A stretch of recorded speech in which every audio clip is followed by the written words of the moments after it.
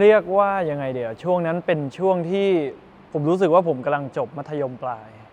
แล้วก็กำลังแบบค้นหาตัวเองแบบหนักมากๆไม่ว่าจะไปเป็นด้านทางกีฬาหรือว่าจะแบบว่าไปเรียนต่อในสาขาไหนอะไรอย่างเงี้ยแล้วก็สุดท้ายก็จับพลัดจับผลูก็ได้เข้ามาอยู่กรุงเทพเข้ามาอยู่ในกรุงเทพผมก็แบบว่าเริ่มหารายได้พิเศษในการเป็นแบบพาร์ทไทม์บ้างไปแคสโฆษณาบ้างแล้วก็สุดท้ายผมก็มาจบที่วงการบันเทิงตอนที่ผมแคสโฆษณาตอนหารายได้พิเศษนะเพื่อจะไปจ่ายค่ามหาลัยค่าใช้ชีวิตค่าเช่าบ้านค่าอะไรอย่างเงี้ยเราได้สัมผัสแล้วก็เข้าไปในเบื้องลึกของวงการนี้ไปเรื่อยๆแล้วทำให้ผมได้แบบ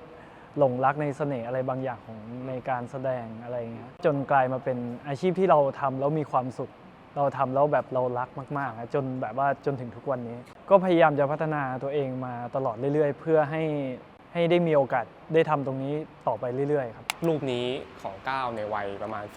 18 19ถ้าเห็นรูปนี้แล้วเรานึกถึงอะไรบ้างครับนึกถึงงานแรกผมเลยนี่เป็นครั้งแรกๆเลยครับมั้งครับที่ผมไปแคสโฆษณาตอนนั้นน่าจะประมาณ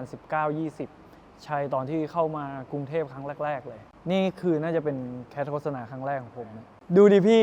ดูเรียกว่ายังไงดีไอ้ก้าวน้องก้าวอะไรอย่างเงี้ยดูแบบหน้าตาเขาตื่นมากสีตาหรืออะไรเงี้ยเขาตื่นกับการทำงานมากๆตื่นเต้นกังวลอะไรมันรวมอยู่ในรูปนั้นผมม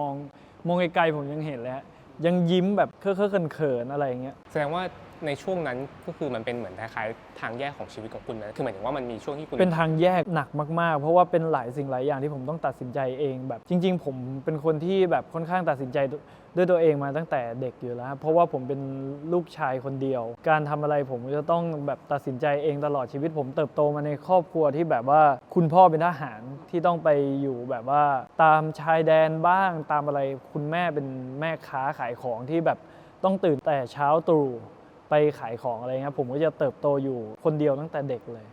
ใช่การตัดสินใจอะไรผมก็จะต้องตัดสินใจทำเองตลอดเวลาคุณเป็นลูกชายคนเดียวลูกชายคนเดียวครับ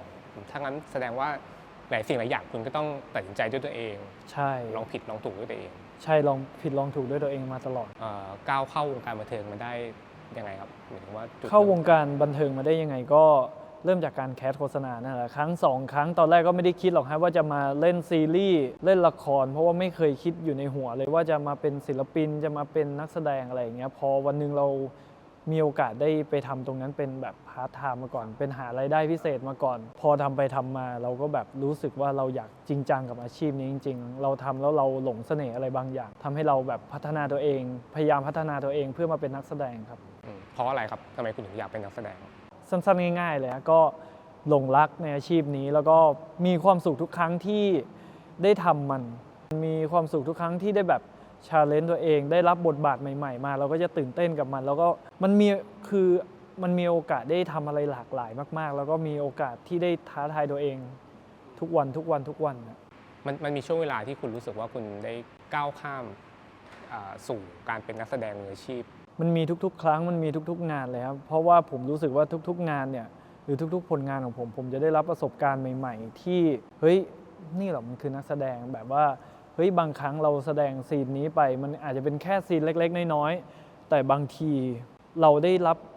อินเนอร์อะไรบางอย่างหรือเราได้ปลดปล่อยพลังงานบางอย่างที่แบบว่ามันเป็นตัวละครของตัวเราที่เราไปสวมบทบาทอยู่แล้วมันทำให้เรารู้สึกว่าเฮ้ยนี่หรือนี่หรอมันคือแบบว่าจิตวิญญาณของแบบการเป็นนักแสดงจริงๆเขาถ่ายทอดกันออกมาแบบนี้หรอบางทีมันอาจจะเป็นแค่เสี้ยวเวลาเล็กๆน้อยๆที่เราได้แบบว่าสวมบทบาทเขาเข้าไปเล่นอะไรอย่างเงี้ยมันทำให้ผมสัมผัสได้ตรงนี้ผมคงคิดว่ามันเป็นเพราะแบบนี้แหละแต่จริงๆแล้วคุณเพิ่งบอกผมว่าคุณเป็น introvert ประมาณหนึ่งเพราะว่าก็ค่อนข้างขี้อายมาตั้งแต่เด็กเป็นคนที่ขี้อายมากๆตั้งแต่เด็กเลยก็จะแบบไม่ค่อยกล้าจะแบบแสดงออกเท่าไหร่อะไรเงี้ยพอเวลามีโอกาสให้ได้ทำอะไรที่แบบว่าต่อหน้าคนหมู่มากอะไรเงี้ยก็จะแบบเคอะเขินตั้งแต่เด็กเลยก็พยายามสร้างความมั่นใจมาเรื่อยๆจัดการกับมันยังไงอาชีพนักแสดงมันก็ต้อง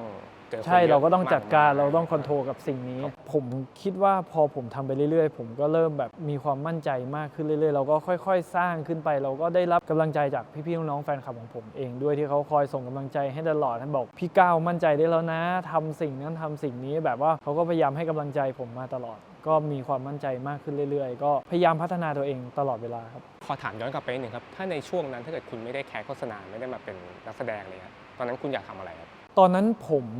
เริ่มต้นตอนที่ผมเข้ามาในกรุงเทพแบบผมเริ่มต้นมาจากการเรียนเบื้องหลัง การเรียนการตลาด เพราะว่าที่บ้านผม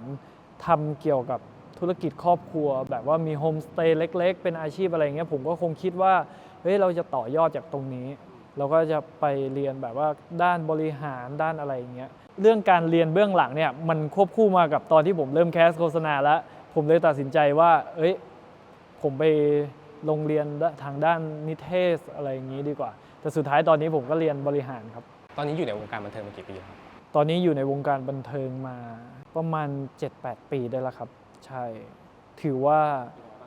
เริ่มต้นช้ามากๆการที่เราเริ่มต้นช้าอะไรเงี้ยมันก็ทำให้เราแบบว่า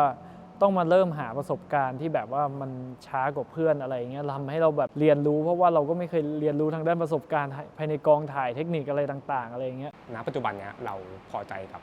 สิ่งที่เป็นอยู่มากน้อยแค่ไหนยังไงบ้างครับพอใจนะพอใจมากๆเลยพอใจมากๆมันเป็นอาชีพที่ผมทำแล้วผมมีความสุขผมทำแล้วผมรักแล้วผมหลงเสน่ห์มันแล้วก็มันเป็นอาชีพที่มันสามารถเลี้ยงดูตัวเองได้เลี้ยงดูคนรอบข้างได้แค่นี้ผมก็รู้สึกพอใจแล้วก็ภูมิใจมากๆแล้วครับจริงๆกับปีนี้คุณมีละครดวงใจเทวพรหมใช่ไหมใช่ครับดวงใจเทวพรหมมีหนังเรื่องตาม Follow แล้วก็มีละครสิ้นแสงตะวันกำลังถ่ายอยู่ครับอย่างดวงใจเทวพรหมนี่ก็เหมือนกับทำให้คนรู้จักคุณมากขึ้นครับผมก็ เป็นยังไงบ้างครับก็สัมผัสได้เลยฮะว่าคนรู้จักผมหลังจากเรื่องดวงใจเทวพรหมเพิ่มมากขึ้นจริงๆก็เป็นอีกหนึ่งประสบการณ์มากครับที่ท้าทายตัวเองมากๆเพราะว่ามันก็ค่อนข้างเป็นบทที่ไกลตัวมากๆเป็นบทคุณชายเป็นนักการทูตอะไรเงี้ยเราก็ไม่เคยสัมผัสมาก่อนเราก็ต้องไปทำการบ้านหนักมากๆอะไรเงี้ยก็รู้สึกว่าท้าทายตัวเองมากๆเลยครับฟีดแบ็กก็ดีมากๆเลยฮะก็จะน้อมรับทุกคำติชมแล้วก็ไปพัฒนาตัวเองตลอดเวลาเพื่อแบบก้าวต่อไปเรื่อยๆครับโอ้ถ้าสักปี2ปีนี่แบบพอคิดง่ายอะ10 ปีข้างหน้าเหรอฮะจริงๆผมมีอีกความฝันหนึ่งตั้งแต่เด็กมากๆเลยนะคือผมชอบการผจญภัยผมชอบการเดินทางอะไรเงี้ยผมชอบอยู่กับธรรมชาติอยากไปเดินทางรอบโลกหรืออะไรเงี้ยเพื่อไปสัมผัสกับหลากหลายสิ่งหลายอย่างที่ผมยังไม่เคยเห็นยังไม่เคยสัมผัสผมคงคิดว่าผมก็คงแบบว่าออกไปเดินทางรอบโลกอะไรเงี้ยเพื่อสานฝันของตัวเองส่วนเรื่องธุรกิจหรือเรื่องอะไรเงี้ยปล่อยให้มันเป็นไปตามธรรมชาติดีกว่าผมยังไม่อยากปิดกั้นตัวเองในเรื่องแบบของการทำธุรกิจหรือว่าการทำเบื้องหลังอะไรปล่อยให้เป็นประสบการณ์ของผมที่ผมจะสะสมณตอนนี้เพื่อไปตัดสินใจในอนาคตเรื่อยๆเรียบร้อยครับขอบคุณมากครับขอบคุณมากด้วยนะครับพี่